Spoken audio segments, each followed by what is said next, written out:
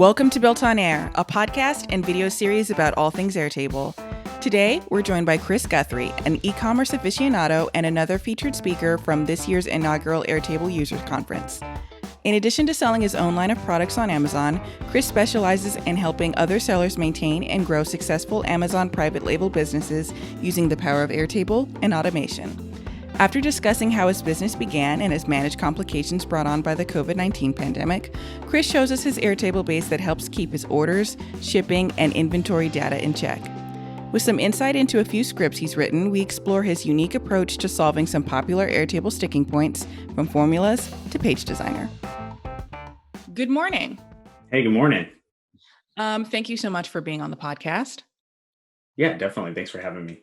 So I came into contact with you based on the Airtable Users Conference, which was put on by Chris Dancy about a month ago. And you were one of the kind of section leaders, if you will, that kind of kept us all on track and, pushed us along for the intermediate track level. So thank you for doing that. I want to know how you got involved into the conference.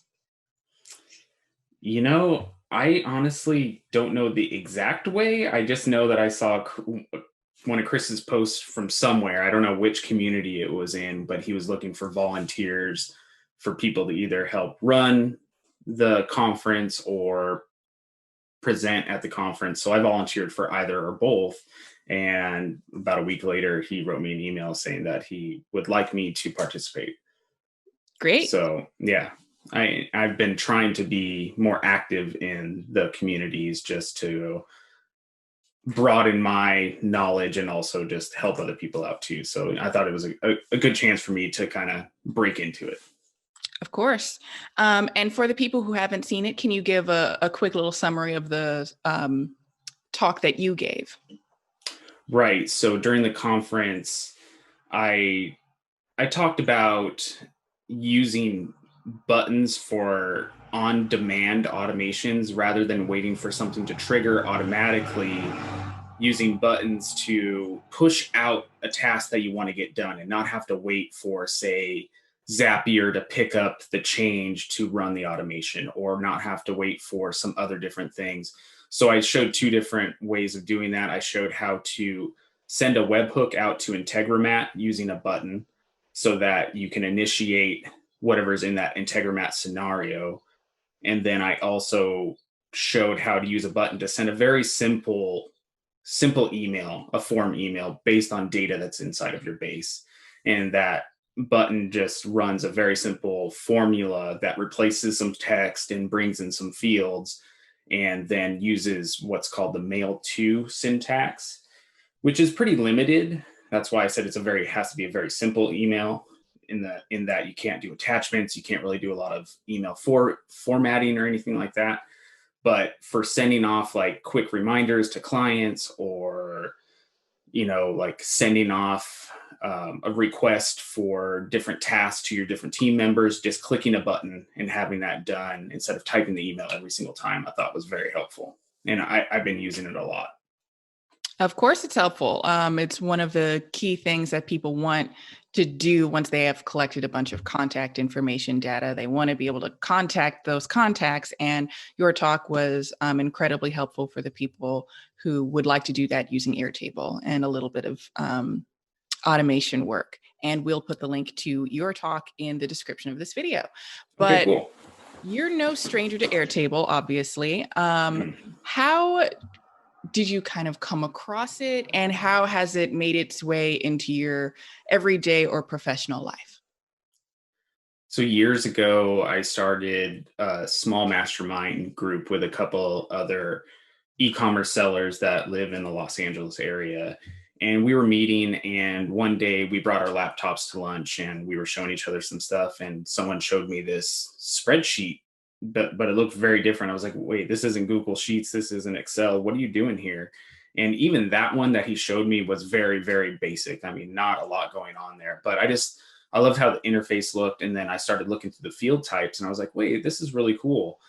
So at first in my business, I didn't use it for much more than an alternative to Google Sheets, and I didn't really wrap my brain around like the how powerful it can be. And I do have some programming database background, but not a lot. So I wasn't even thinking of relational databases or anything like that. But eventually, over time, I was looking for solutions in my own e commerce business to track inventory, to create different orders, to track all of the different aspects of my products. And just slowly over time, I kept coming back to Airtable, kept coming back to Airtable. And I was using some automations with Zapier, over time, but even since the implementation of automations inside of Airtable, I've kind of I've backed away from those, and I've even switched as much as I can directly into Airtable, so that I'm not using as much outside software. So yeah, just over time, just slowly kind of just building and building and building as I needed different aspects of my business, and just kind of evolve from there. So we're going to see a little bit more about the way you kind of handle your business using Airtable a little bit later, but let's talk a little bit about the business itself. So it's an e-commerce business, and I believe that you sell products on Amazon and help others sell their products as well. Can you kind of give us a little bit of background on that and how you kind of got started? What kind of products do you sell, et cetera? Yeah, definitely. So I sell physical products. Sometimes I kind of forget that there are other types of products out there. So I don't I forget to not automatically assume people know I'm talking about physical products, because there are digital products and services and whatnot. So I sell physical products on Amazon. I started doing that back in 2014. I was still working a full-time day job at the time, and until that point, I was a serial entrepreneur. I had started different things that had failed, and failure had definitely helped me up to that point, because I figured out things I didn't want to do and things that didn't work well for me. And then finally, I was listening to a podcast from Pat Flynn. He has a podcast called Smart Passive Income. And he interviewed a woman named Jessica LaRue, and she was talking about how she went to grocery stores and Big Lots and Kmart and was buying stuff from clearance shelves and selling it on Amazon and making money. I was like, wait, that sounds just too simple. And so I found an app on my phone where you can go and you can scan a barcode on a product. And if it's selling for $1 here because it's on the clearance shelf, and it's selling for $15 on Amazon, there's got to be money there. So I started doing, and we've dubbed that in the Amazon world, that's dubbed retail arbitrage. So I'm taking a product from one market, selling it in another market. And I did that for years, and I really scaled that up. Actually, I had a team of shoppers that were going out to retail stores, working with managers, working out deals to like liquidate different products from different shelves. And I had a little warehouse and some guys there that were packing and shipping orders, and we had really scaled that up. But it was really, really labor intensive still on my part. I had to physically be there a lot. And then some things changed in my family life where I needed to be at home more. So then I started to concentrate my efforts on selling wholesale, which buying from a manufacturer or distributor, selling on Amazon, but the margins were really, really thin. You had to have a lot of capital to get into that game. And there was a lot of competition on Amazon. So I did that for a while, and then I slowly moved into what I'm doing now, and that's called private label, where I have my own brand. I partner with manufacturers in China, India, in the United States, and they help me produce my products. And they're using their machinery, their factories, but we're putting my brand name on it, and we sell it out on Amazon. And on Amazon, I'm in a few different niches, and one's kind of like a party supply niche, another one's like some kitchen accessories, and another one's like some sports accessories. Mm-hmm. So, all the way up to now, it's been over 6 years. I've been doing this full time for 5.5 years now. And yeah, I mean, it's been working out well. Well, congratulations on your success. Thank you so much. I appreciate it. So You mentioned that you started to transition to work more from home quite some time ago. And Mhm. unfortunately, this is being recorded in 2020, the year that everyone got stuck at home.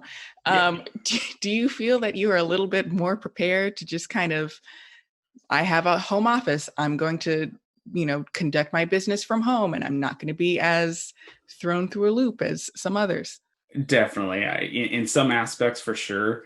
But there are the other aspects in that I have a wife and two children that are at home with me now, also. And before, I used to have a lot of time to work on my own things without disruption. And it's been different. But now we're finally in a flow, especially with this new school year. And I'm recording in the office that we built last year, but unfortunately, my wife is a school teacher and she needs it most of the day. So now I'm kind of working from the living room. but you know, yeah, I was definitely probably more prepared than most, but there was definitely some aspects that were still took a lot of getting used to. Of course. Yeah, Um, so from a business standpoint, selling products, I know that there was a lot of concerns about logistics support and getting items shipped to people for various different types of businesses. Do you feel that you were affected a little bit by that as well? for sure. I had a lot of, well, pretty much all my projections and my plans for the year were completely dismantled. Whenever the shutdown happened, and I was on track to be like really, really cash flow positive for the year. And because of the virus, some plans had to change, some orders had to change. And unfortunately, I am playing a little bit of catch up. Sales really, really recovered in the summer. And then they're so right now, at least for my niches. But Christmas will totally make up for everything. So I'm not worried about it. But for sure, like whenever that first happened, so we sell on Amazon, but we also use Amazon service that's called FBA, fulfilled by Amazon. So I don't even have my own warehouse. I just have my home office. I use either third party logistic warehouses to store my inventory. So I purchase it in bulk. It goes to a 3PL, a third party logistics warehouse, and then it'll sit there. But then I still send inventory from there to Amazon's warehouses so that we get the Prime badge on Amazon listings so that people can get our stuff in 2 days. Well, whenever coronavirus happened, Amazon created two categories: essential goods and non-essential goods, and all my products were categorized as non-essential goods. So on some of my product pages, whenever you would go to it to purchase it, it would say you can purchase now, but you will not receive it for 6 weeks or 5 weeks or 7 weeks. So my conversions on my products went in the toilet. I went from, I during middle of March to middle of April, sales were down 95%. Wow. Yeah, so definitely, it helped that I had a rainy day fund there. I had to tap into it, but that's why I had it. So, I'm very grateful for that. So, when you sell on Amazon as opposed to having your own e-commerce site, how do you handle things like marketing the products that you sell? Well, Amazon itself has done a ton of the marketing already for us. I mean, just the fact that it's Amazon itself, people go there. It's the second most used search engine in the world. So, that's the way I tend to think of it, especially being a private label seller. I'm always thinking of how keywords work. So, we're we rely heavily on organic search engine optimization, specifically the Amazon search engine. So we make sure that our titles, our listing bullet points, our descriptions, our backend search terms are very optimized towards the products that we're selling so that we can gain better organic search ranking. But then we also rely pretty heavily on Amazon's internal pay-per-click advertising platform, which in the last year has actually evolved a lot. They're adding a lot of new services and a lot of new features that is actually kind of hard to keep up with. But those are my two main things. First is organic search. We can use PPC to kind of also drive some organic rankings so that we can, once we get a product going, we can kind of back off on advertising and save some of that advertising dollar. And then There's a little bit. I don't do a ton. I need to get more into it, but there's just a million different ways. But I've done a little bit of influencer marketing. So I reach out to different influencers in the spaces that I'm in and offer them, different things. Sometimes all they want is a free product. Sometimes they want a free product and like $100 or something like that, but they'll review it on their YouTube channel or their Instagram account and do an unboxing or something like that.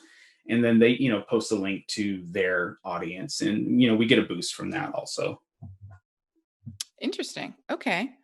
Well, now that we have a kind of nice foundational understanding of what you're doing and the types of products that you sell and the fact that it's basically all kind of pushed through to Amazon, why don't we take a look at the base that helps you get your products, from just data points into something that people can actually purchase?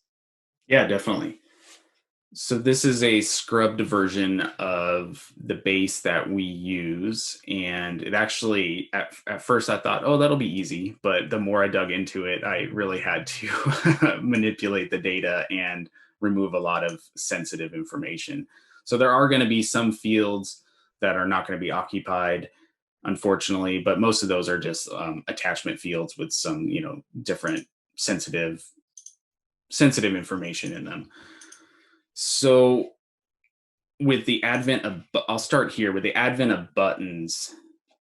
I created what we call the dashboard. So me and my team, we can come in here, and this dashboard is broken down into different categories where we can easily click to take us to different views within the base to perform different tasks, because we do have a lot of tables in here, and some team members can get a little bit lost, but they always know they can come out here, search for a topic, and be able to go directly to the view that they can use to either enter the new data or edit the existing data.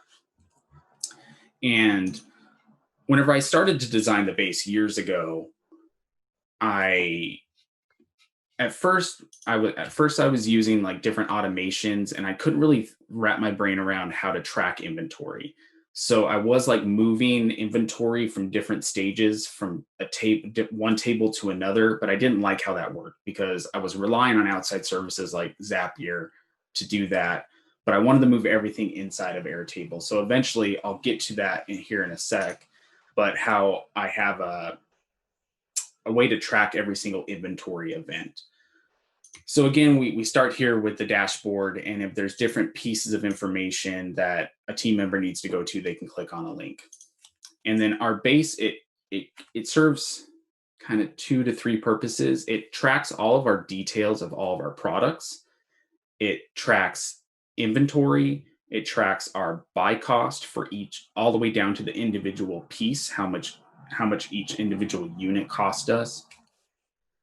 And it allows us to create work orders, purchase orders, and track shipments and inspections for new product orders from our vendors, whether that's a brand new product we're launching or if we are reordering a new product. I think what I'll show you first is just a quick way that finally I've gotten the base to a point where I can create a new order with a vendor and only have to fill out 2 tables, fill out information in 2 different tables. So the way I've organized it is that I create a table called Order Group Summary. And in this view here, I only have 1, 2, 3, 4, 5 fields I have to fill in order to create the order. And the order itself can contain any number of items from our database. So all I would do is I would create a new row here, give the order a new name, and I usually just go with a sequential order number and just give it a quick description. So I may be ordering sports hats. I'm going to put who the buyer is. In most cases, it's my company, but we do work with other clients, and sometimes they'll be the buyer. At this point, I'm going to put in my PO costs. So if I have a product I order over and over from from the manufacturer and the price never changes, I can enter the cost right here, right now. Otherwise, I'm going to leave it blank because I'm going to create an RFQ inside of Airtable so that I can send that RFQ off to the supplier to ask them, hey, how much are these units going to cost if I purchase this many units? I'm going to put the terms of purchase, which with most suppliers is going to be a 30% deposit with a 70% of remaining balance once the manufacturing is finished. And then do I have any specific notes to this order? And most of the time, a lot of these fields are blank, but if I have something special that needs to go on specific to this order, not specific to the product, but specific to the order, I'm going to enter it here. And then I'm going to choose what's the identifier on our items. And the only reason I have this field is because we're actually in a transition period where we used to use barcodes that Amazon issues to us, but we've moved to the universal UPC codes you see in any grocery store. Then I come over to my inventory and order events. And this is where I'm going to assign individual line items to this order. And I need to create a new group. So, this is a little tricky actually with Airtable, that I wish there was like a add new button instead of having to enter it into a group if you have a view that's using the grouped by feature. I would agree. Yeah. Right now, it'll let you do that if the groups are based on a calculated field and you can't, it will have the button. But if you're going to view like the one that we're seeing now, where you can add things, the add button, like the universal add button, isn't there. And I know. I wish it was. They give you both like all the time. Yeah. It would be awesome. Yes, I totally agree with you there. So I create a new row. I switched it to that order group. So this first field is a linked field that linked back to that new order group that we just created.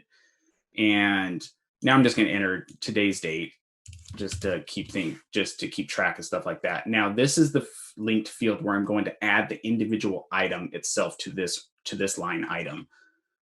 Now we said we're going to order sports hats,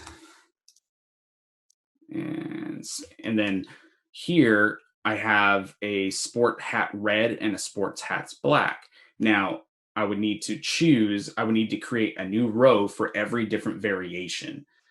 So I'm going to order sports hat red, then I'm going to enter, say, 1,000 units.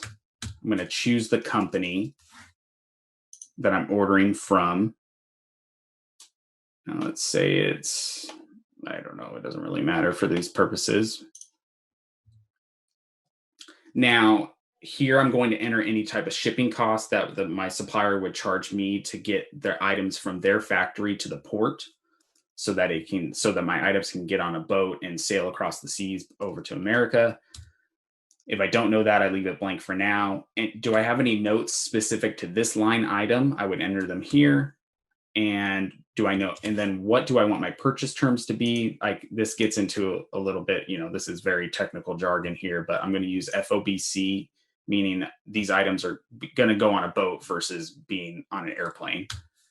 Where am I going to ship them to? So I choose which of my third-party logistics warehouses I want them to go to. Now, which marketplace? Because I do sell in Europe and I sell in America. I'm going to choose United States.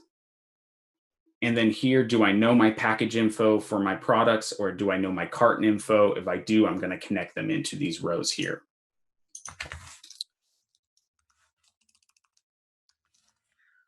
Sports hat, and then sports hat. Now, let's also say that I want to order 1,000 units, but I think that, man, I'm going to order a total of 1,000, but I'm going to ship 800 by sea and 200 by air because I'm going to run out of stock soon. But I don't want to run out of stock on Amazon, so I'll pay a little bit more to have these extra 200 units shipped by air. What I would actually do is I would duplicate this row, change the first row to 800 units, change the second row to 200 units to total the initial 1,000, and say that this second row is going to go by air. At this point, I have all of the individual line items for the purchase order. I'm going to go back over to my order group summary table, and I've created a script. and this was one of my huge pain points, still is with Airtable, is that Page Designer is cool, but it's not robust enough. And I know that you're working on a solution that probably helps with all this also. But one thing that I do not like about Page Designer is that the boxes are a finite size, and if any text flows out of a text box, it's just going to get cut off. And just I went through many rounds of designing different forms in Page Designer, but just none of them really worked. So what I've ended up with is, ever since they've allowed for formatting in long text fields, and also for that formatting to come through into Page Designer, I'm actually entering all the information I need for a purchase order into one field that's a long text, rich format field, and then displaying that inside of Page Designer. So I'll show you that here. So I'm going to generate a summary. It's going to run a script. As we all know, sometimes this takes a little bit. Do you happen to know, I've been thinking about doing this, breaking all my scripts into different dashboards so that not all the scripts have to load at the same time. I do that. Well, when you run a script as opposed to an automation script action, it will open up your apps panel. And so that's why we're seeing not just the one that's supposed to run, but there's one above and one below it. So a lot of times if I have a base that needs more than one script, I'll just kind of name the dashboard, the purpose of that script, and then just place each one of them in their own dashboard, or I'll group similar ones together. And that way less is being loaded at the same time. Yeah, I've been thinking about doing that, because here I was thinking about even grouping them like you're talking about. So I have a script running with this button called Generate Summary, but then I also have a Page Designer that gets brought up with this other button here called View RFQ. Thinking about putting those two in the same dashboard versus having a scripts dashboard and like a reports dashboard. Anyways, I think that I'm not exactly sure. I think it has to do with my base being scrubbed, but let me just use this row here that I know works.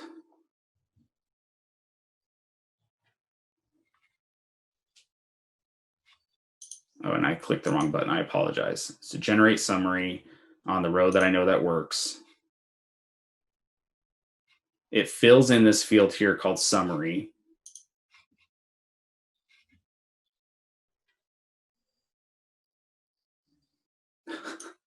What do you know? It's not working here, but the field was already filled in yesterday. Yeah, you know how it goes. Yeah. So luckily I'd already ran this script. So the script runs, and then it doesn't look great here in this little tiny window here, but what it's going to look a lot better whenever I click View RFQ, and it's going to bring up the Page Designer that has that field that's being populated. Yeah, so with the script, I'm building a simple table.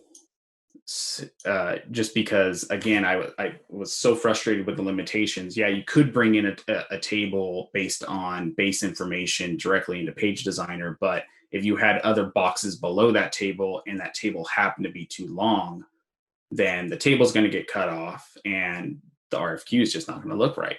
So we have who's the supplier we're requesting this from, what are our purchase terms, this is our company information, payment terms, here are the individual items we're ordering. So 500 or 1,000 units of this item, 500 units of this item. This top row, 1,000 units are going to the United States, 500 are going to the United Kingdom. This is the price that our supplier has given us per unit. And then here's our terms for shipping. We have all of our components that go into the product. We have a link that takes us to another part of Airtable, which actually I think this is pretty cool. This is another feature I'm utilizing from Airtable, is the public, like the shared view filtering. So my supplier can click on this link and it takes them to this part of the base, but this is the shared view, and I'm using the filtering in the URL to show them all the components related to this order. That's very nice. Yeah, so they can download them. We have a preview image field and then also a print file field. So like the print file is intended for like the actual like Adobe Illustrator files or whatever else they're going to put in their large bulk printers to print the packaging or the paper inserts or the other pieces of the product. I'm doing the same thing with a style sheet. So these aren't real. Normally this would be a picture of an item or it would have each individual little component inside of this picture. So it would show like, this is the packaging, here are the dimensions, here's the product insert, here's the product itself, and then here's the accessory that goes in the box or something like that. So that the supplier has one file or one view of what everything needs to be that goes into this product. And then it just keeps going down. And the one thing I'm utilizing inside of the script is using a lot of Markdown. And to make this part stand out, I'm using just the code block so that it has that gray outline and has a uniform text. Product notes, general notes, my terms for purchasing. Do we have any complaints from previous orders for things that need to be fixed for this new order? Like, say the buckle breaks on this one product. So I'm also going to have a conversation with my supplier on the side over here, say, hey, let's fix this buckle, but at least I'm putting it on paper here. Let's fix this part of this product here. And then we have a special checklist because every one of our orders, we do have an inspection done before it ships out of China. We have a third-party team that goes out and does due diligence for us and sends us a very, very detailed report so that we can hopefully catch any imperfections in the order before it gets on the boat. So all of this data is all being pulled in from one single rich text field. That's impressive. And I don't think I've ever seen someone building their own table with Markdown for the purposes of getting it into Page Designer. Yeah, it was just the best way I could think of it without going to an outside tool like FormStack, which, don't get me wrong, works really great, but for my purposes, is just too expensive. Yeah. You only get like 100 forms a month or something like that for like $200. I was like, no, I could do something better or something that maybe not better, but something that will work for my purposes. Right. So we have RFQs that are generated inside of Airtable. Same with the purchase order. It's basically the exact same table of data, just the format, like the color and the title of the report is a little bit different. So we send that off to a supplier. Then the next thing we need to do is pay them. So we're going to track our transactions inside of Airtable, tie them to the original order so that we can keep tabs on how much the individual units for this order cost, for now and for tax purposes down the line. So then we have a table way over here called transactions. We would record every piece that's going to go into what's called cost of goods sold. So let me go down here. On this last order, we have the cost of our inspection. We had our product deposit for $500, transaction fees I'm tracking when we use credit cards versus bank transfers, our product balance, the another product or a transaction fee. And then because this order went, so I've organized my Airtable also so that later down the line, I could have multiple orders with one supplier, but instead of shipping all those orders individually, I want to ship them all at the same time so that they can ride together and I can save on shipping. So on this one, the shipping looks really low because this order was riding with 6 other orders and we broke the shipping cost out amongst all those different orders. Got it. So then at this point, we have the total sum of the order, and then it's just a simple division divided by how many units, and then we have the individual unit cost. Let's see, what else was I going to show you? Now, the one table that we looked at earlier called inventory and order events, it also is going to help us track all of our inventory down the line. So I've worked out this system because it's actually very similar to the way Amazon presents data to us with units that they receive versus units in, units out. So on an order so we have the initial order with our supplier, and that is this section here. We ordered 1,400 units. Once they're done in production, they're going to be subtracted from that supplier. Then those 1,400 units, you notice the date here is 9/28. Then they're going to be transferred to our shipping partner, Pacific Sun Freight Forwarding, on the same day, positive 1,400 units. Then a month later, whenever they arrive in the United States, we negative those back out from that supplier, and then we transfer them on the same day from that freight forwarder to our third-party logistics warehouse, where they're going to sit until we sell them. Okay. And then even from here, whenever we deduct units from this warehouse, we're going to add them as more individual line items saying, hey, we sent these units from this third-party logistics warehouse over to the Amazon warehouses so that Amazon can fulfill the final item sale to the customer. And this was my solution versus moving data from table to table to table. It just felt like a more easily tracked in a historical view of every single order that we have. Yeah, looks like a regular log. Yeah, definitely. And one other thing I'd like to show you is when I alluded to it a minute ago, so that we create a shipment, but multiple orders can ride inside of that shipment. So then I have a shipments table, and we would create a new shipment. I just have a formula field that just automatically creates the name of the shipment. And in here, in this linked field called inventory events, we link the individual line items from the purchase order, from any purchase order. So in this case, I probably should have actually created a diagram for this, but in an order from a supplier, I could have 1,000 units going to the United States, 1,000 units going to the United Kingdom, but those units are not going to ship together because they're going to ultimately different places. Mm-hmm. So I'm connecting the individual line items to the shipment versus the entire order to the shipment, so that I can break those out into different shipments. Yeah. So I have another quick page designer that creates a quote sheet I can send to the freight forwarder so they can give me some pricing. We have a status column, but then where did I put it? If I have, say, 6 different orders, and each order has 5 or 6 variations in them, and all of those, and I'm at the point where I'm transferring units from the supplier to the freight forwarder, or from the freight forwarder to the third-party warehouse.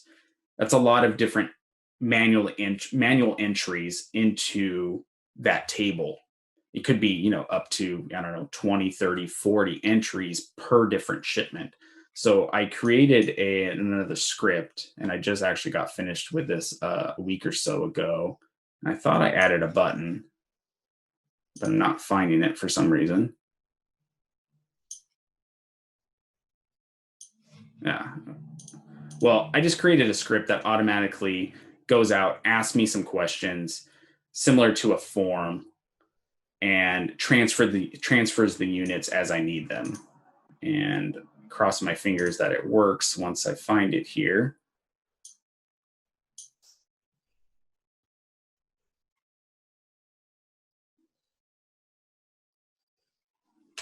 Okay, come on. This script, I need to make a little more efficient. I need to lessen the amount of data that's getting loaded in up front. Mm-hmm. That's something I'm trying to get better at as well. Yeah, definitely paring down the fields to only the ones that are necessary, or even loading different views. So I pick a shipment record, and then it's going to show me a table of information. So this individual shipment only has line items that are still in the vendor status. So these units are still at the vendor. They have not been transferred to a freight forwarder, and definitely have not been transferred to a 3PL. Then I'm asked, what type of transfer would you like to initiate right now? So I'm going to pick supplier to freight forwarder. I choose the freight forwarder I'm going to be using. And then it's creating all the records I need it to. So then here in a second, I'll show you, we're going to go to order 0035 UK. and I'll show you that it created all those individual rows of data. So originally here, all we had was this row for this variation. It deducted it from the supplier and then transferred it to the freight forwarder. Yep. And I see it filled in today's date as well. Yes, it did. Super and it cool. did it for all 3 variations. Well, that's efficient. Yeah, that one was I always dreaded going in and entering all the data, or me or my assistant did for sure. This is very impressive, and I'm taking it all in. I have a little side project that is vaguely tangential, and it's kind of giving me ideas into the kinds of things someone in the real world would have to deal with and the processes that they might want to automate. And how many different scripts are in this base? Not actually too many. I think 4 or 5. All right. Yeah, it's not a lot. I have that one here. I forgot to rename for this demo base, but 1, 2, 3, 4. Okay. This is another cool one that I think you would like, replenish inventory, but I'll show it to you another time. Okay. Yeah,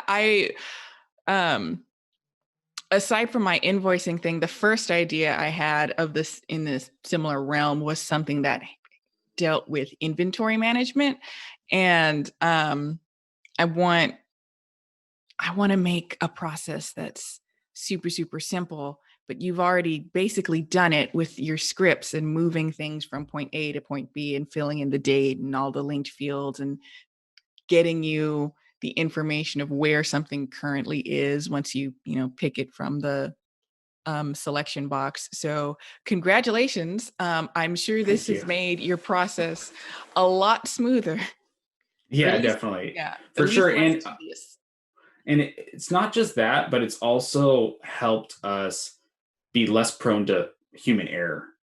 Right. So I have a lot of checks in the scripts to make sure that, things aren't being double transferred, or, if it says that it needs to transfer, if I initially put in the order that this unit's going to the United Kingdom, but I choose a final destination warehouse that's not in the United Kingdom, it's going to throw an error, different things like that, where we would have problems before, and you'd have to go dig through the history and say, okay, what's going on here? Where did this record go? Or why is it here? So this has helped lower the amount of human error. Yeah, I think that's part of the reason a lot of us, move toward adding a few scripts or a few apps to our bases, just to make sure that, we can be less hands-on, filling in absolutely every single field, especially if you're working with an order that has, more than 2 line items. That's going to get more than 2 line items means much more than 2 other places that you have to fill in that data, like that, because you might be shipping to different countries. That was really nice. Like I said before, we're going to put your link to your talk that you had at the Airtable user conference. Is there anything else that you would like to plug? Nothing other than I am starting to work with a few clients on helping them with their Airtable bases. So right now, if anybody'd like to reach out to me, especially if you're in the e-commerce world and you'd like to get your brain around tracking inventory, or, ordering processes, or even just some sort of task management related to e-commerce, feel free to reach out to me. I'm working with people right now pro bono, just to kind of get my name out there, and just to, kind of break into the Airtable world more. Great. So we'll put that there as well. Thank you so much for showing us your base and walking us through it, and kind of giving us a more concrete picture of what it takes to be a successful seller on Amazon, and then a successful user of Airtable itself. Yeah, definitely. Thank you for having me. I really enjoyed it. Of course. Thanks for watching. If you enjoyed the episode, be sure to give it a like or hit us up on social at BuiltOnAir. We always love to hear your comments and suggestions. And don't forget to subscribe to catch new episodes when they release. It helps us keep the podcast going.